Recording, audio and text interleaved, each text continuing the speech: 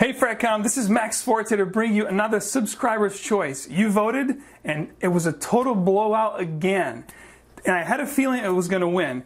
The winner was the house of Parfums de Marly, HEROD, which to me is one of the best tobacco fragrances ever made. Stay tuned, it's coming up right now.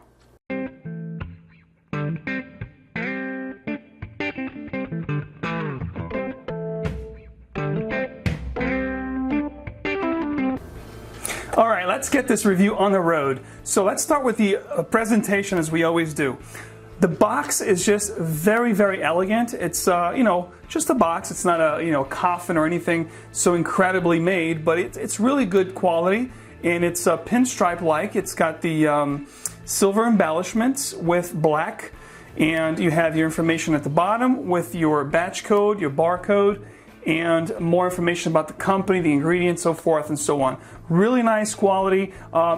Before they used to call it eau de toilette, and now I guess they amplified their concentration, their compound concentration of oils, and now they call it royal essence, which is really an eau de parfum. This is 125 ml, 4.2 ounces. That's that for the box. And the bottle is just a phenomenal work of art in itself. It's one of the heaviest bottles I have in my collection. The cap is solid metal. The glass here is really thick. Again, you have your batch code here at the bottom, your information from the company. The horses here in the 1943 shield, if you will, are embossed on the bottle. You can actually feel them. It's really nice, almost like a 3D effect. Again, really amazing. I have the dry down here on this hand, and I'm going to give myself a brand new spray on this hand. The spray is just phenomenal, and what you get here just from the initial blast is just total elegance and quality here. Just, unprecedented quality with the presentation and the introduction here in this fragrance. Now the price points, this comes in only one size, which is this right here, 125 ml, 4.2 ounces, and it retails for $275 American. Now, you can now, over the past year and a half or so, find this more readily available at discount sites just for around 165 to 185 dollar mark, which is really not bad for what you're getting. It's worth every penny in my opinion. It's really great quality, and we'll get to it in a second. This fragrance was introduced in 2012, and the nose behind it was Olivier Pichot. And he's made some amazing fragrances over the years. The latest creation that he put his nose and he created was Azur Pour Homme Intense, which was just released last year.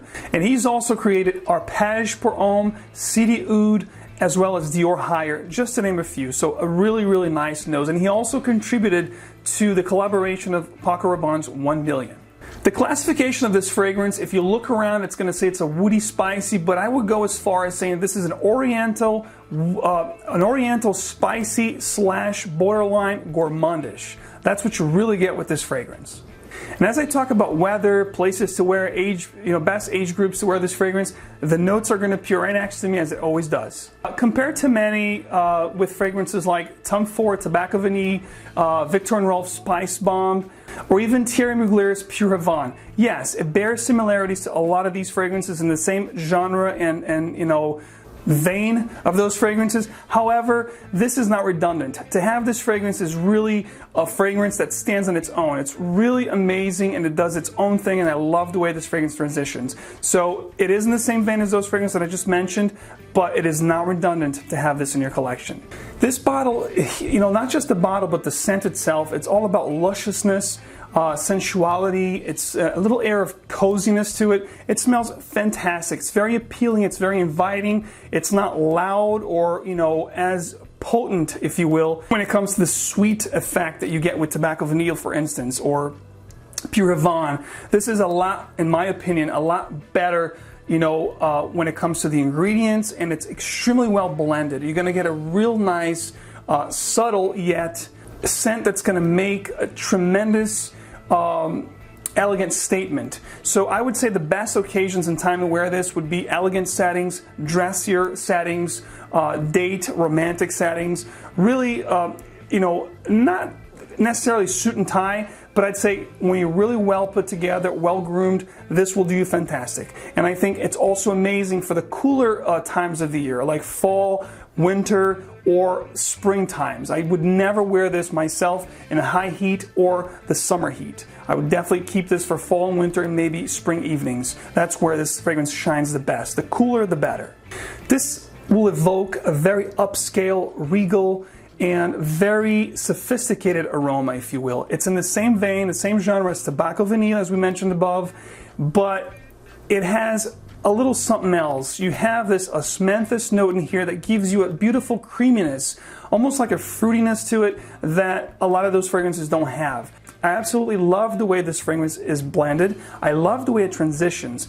You know, a fragrance like tobacco vanilla on my skin, it's very linear. What I get in the beginning is what I get throughout the life of the fragrance. But this here actually transitions. You know, so age groups, I'd say 25 and up to really appreciate the fragrance, and also the price point. It is on the higher side of things.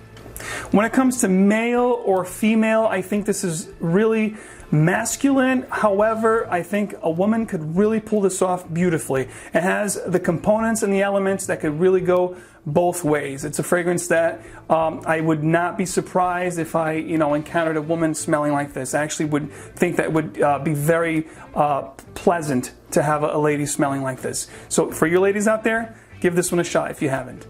As far as performance goes, I get 8 to 10 hours on my skin. If I spray my clothes, it's going above 10-hour mark as far as longevity. When it comes to projection, I get a good 3 to 4 hours, a really good push within those 4 hours. And then, between 6 and 7, it's really close to my skin, but it is present. You can still feel the presence, with the scent bubble that you get and the sillage that it leaves. It leaves a real nice scent trail. That's where this fragrance shines the most. It's in the scent trail that it leaves, which is quite pleasant and quite noticeable. This fragrance opens up with an amazing blast of cinnamon enveloped by vanilla.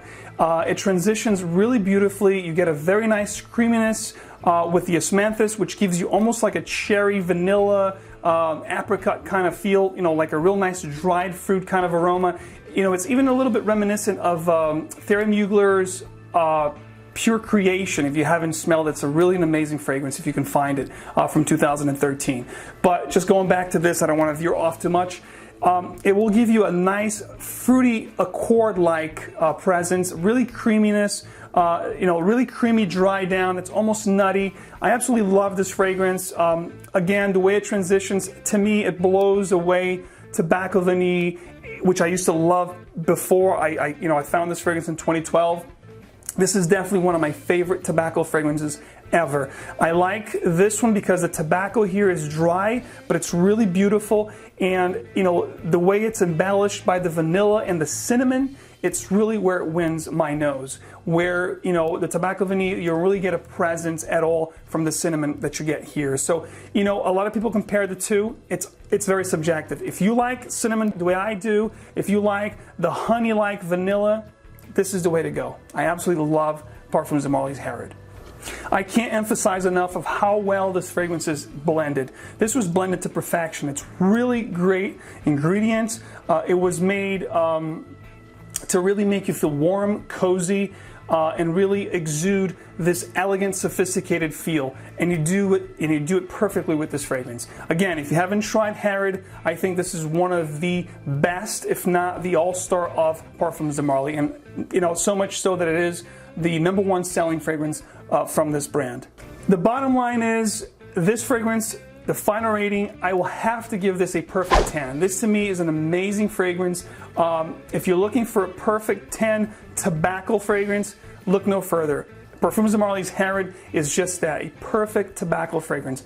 If I had to define this fragrance in 3 words, I would say excellence, luxurious, and elegance. So guys, thank you so much for watching. If you have put your noses in HEROD, please drop your comments down below. Let me know what you think. Let me know what your top 3 fragrances are from the house of Parfums de Marly. Stay tuned. I will be doing a good, bad, ugly, underrated, and overrated from this house in the next couple of months to come. So stay tuned for that. And again, please, as you know, click on the like button and subscribe if you haven't. I'll love you for it. And stay tuned for a lot more. This was maxforti with another Subscriber's Choice. I'll talk to you later. Bye-bye.